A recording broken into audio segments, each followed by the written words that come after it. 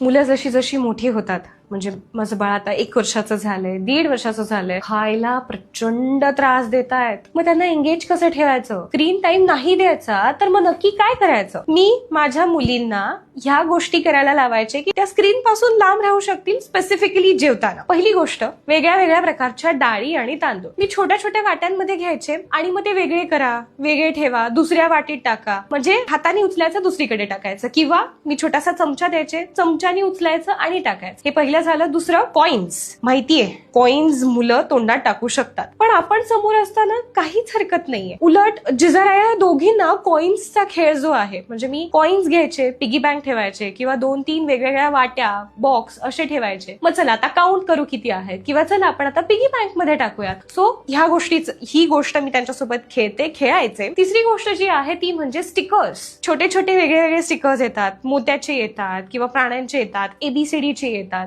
So एखादी वही, पुस्तक किंवा एखादा प्लॅटफॉर्म की जिथे तुम्ही ते चिकटवायला त्यांना देऊ शकता. हल्ली रियुजेबल स्टिकर्स सुद्धा येतात, त्याचा सुद्धा वापर तुम्ही करू शकता. त्याच्यानंतर क्ले, आमचा ऑल टाइम फेवरेट. जेवताना क्लेनी मग काय बनवायचं, तर आता गोल बनवू, मग त्याचं काहीतरी बनवू, पापड बनवू, भाकरी बनवू. असं करत करत खरंच मी सांगते, तुम्ही जर वेगळे वेगळे खेळ जे घरातच तुमच्या डोळ्यासमोर आहे ते जर तुम्ही मुलांना दिले ना, तर मुलं स्क्रीनकडे वळणारही नाही, आठवणारही नाही आणि खातील सुद्धा.